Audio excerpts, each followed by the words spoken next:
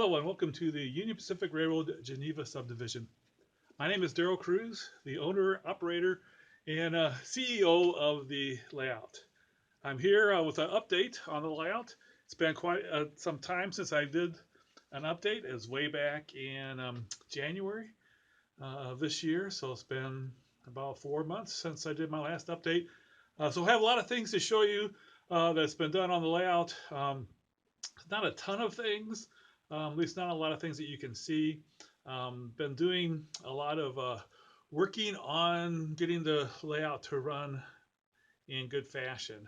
And what I mean by that is basically tweaking all the turnouts, tweaking gauging of tracks at the turnouts, gauging wheels, changing out wheel sets, mounting a lot of body mount couplers, just a lot of upgrading on the layout to get things to run. But there's some visible things too that I'm going to show you.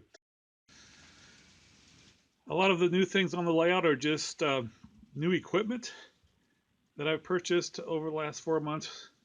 Spent probably more than I should have. Hopefully my wife won't see this video. Here's a one of the locomotives I received. This is a Fox Valley Jeep GP50.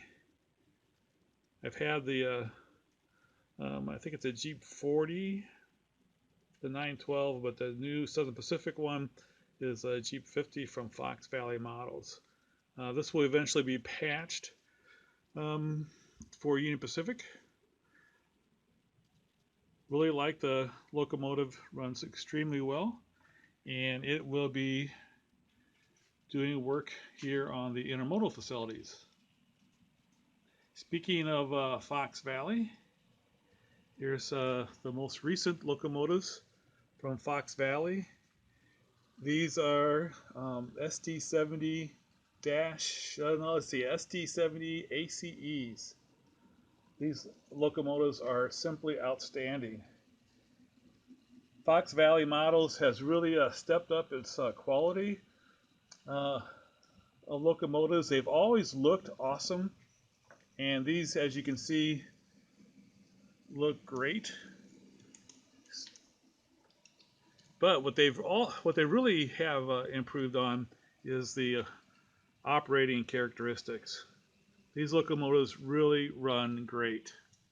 In fact, I have to say, Cato has kind of always had a little bit of an edge over Fox Valley with the Jeep 50 that I received, and I have some Canadian National units that I'll show you from Fox Valley also, and then these three SD70 ACEs from Fox Valley Models.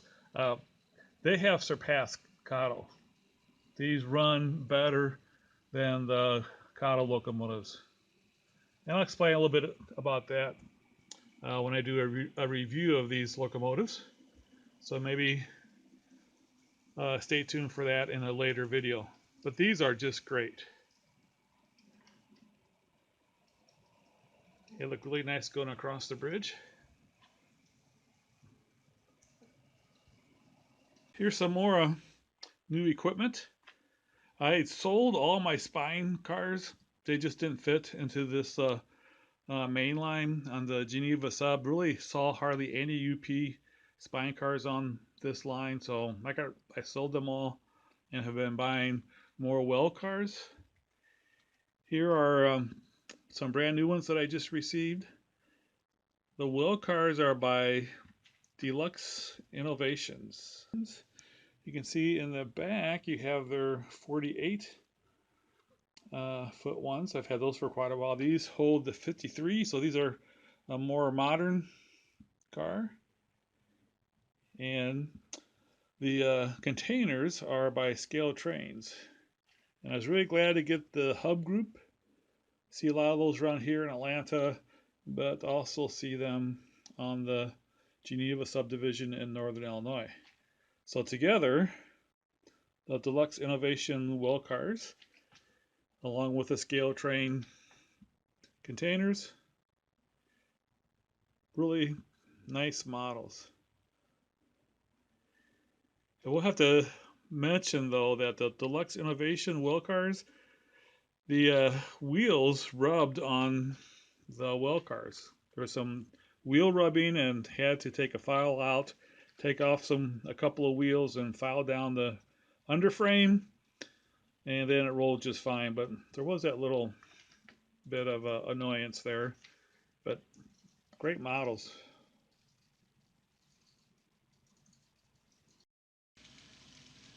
I'm not sure if I had these back in January, but these are relatively new. There's a Kato SD70 ACEs, also great models. But I have some black and white BLMA crude oil tank cars.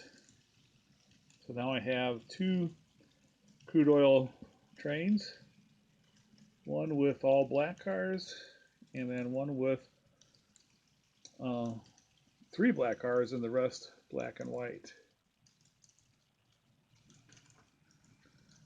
These are great models from BLMA.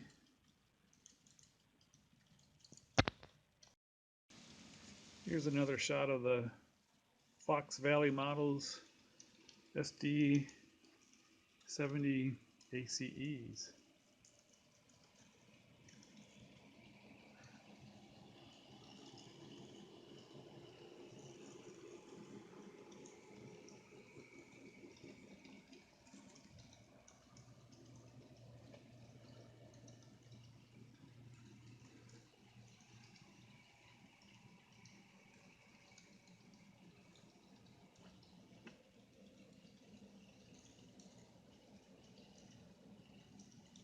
Now here's some actual modeling that I have done.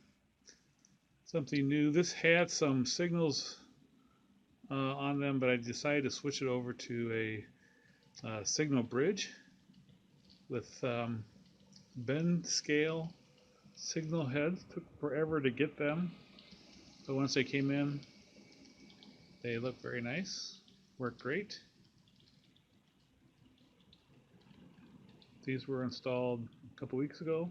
And here's another new area that I've been working on from a modeling standpoint. This is a river forest. Don't think I had this last time, but just wanted to share a little bit. First of all, one thing new about river forest, I did get the signals installed. Again, these are bend scale signal heads. Look great, even though they take forever once you order them.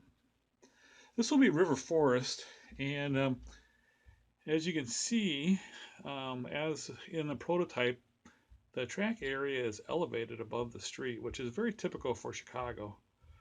So here you have a street. This will be a retaining wall, and this will be a street. I don't remember what the name of this street is, but this street will come along here, and then there will be an underpass right here to go to the other side. And so the track is elevated above the surrounding area, and then there'll be a station here also. And even though it's elevated and kind of like a bridge, there still is grass and dirt and everything. So look forward to getting that all looking like the prototype in River Forest, Illinois. Then also here's some more Fox Valley models locomotives. These two are the Gevos, I believe, Canadian National. These Canadian National units pull intermodal trains through Proviso and go all the way to the Global 3 in Rochelle. Global 3 in Rochelle was built to kind of alleviate some of the congestion in Chicago. So a lot of trains go uh, around Chicago or kind of bypass Chicago, especially the Chicago yards, and then head straight out to um, Global 3 in Rochelle. And Rochelle, the locomotives are cut out, and Union Pacific takes it the rest of the way to the West Coast. And then when it comes time for intermodal trains to go back east toward Chicago, the Canadian National units will hook back up and head back east, and again bypass the yards in Chicago on their way to the East Coast. So it's pretty cool seeing some different motor power from different roads on the Geneva sub. Hey, one more update from January. I went overboard on monitors. I have 3 monitors here together so that you can have the whole schematic of the Geneva subdivision, and the dispatcher can visualize the whole layout from one end to the other. So here's Clinton, Franklin Grove, Global 3, Rochelle, Wheaton, Elmhurst, Proviso, Maywood, and then River Forest. I may have to stretch it all a bit more. I actually have some room. Works out pretty good. Well, that's an update on the layout as of April 29th. Um, have made a lot of progress on the layout, not so much visually, but just getting the layout operating the way I want it to operate. Uh, Having to move the layout and kind of go back a bit um, in the stage of the layout that I was working on was been a lot more challenging than I thought it was going to be. When we or before we moved here, the layout was pretty far along. I had been working on it for 6 years and had all the track down and all the ballast down, all the scenery on, and had really gotten some areas to where there was a lot of details. In Proviso, I went as far as having um, a lot of grass that was planted and telephone poles and telephone lines and all the buildings and it was really starting to look very detailed and was really kind of coming along to where I was moving on different areas and getting them to kind of a detailed finish. Well, when we moved here 3 years ago, almost three years ago, it really took a step back because all of that detail had to be taken off to move, and then I added a lot to the layout. Was not able to use every single piece of the layout. So I've been working on it for coming up on 3 years, and I'm still not to the point where I have all the track ballasted and ready to do finished scenes and details and so forth. I'm getting close.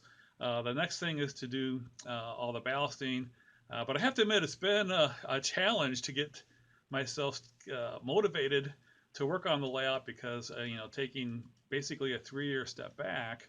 It's been a little frustrating trying to work on the same things that I had just finished on the layout in Rochelle.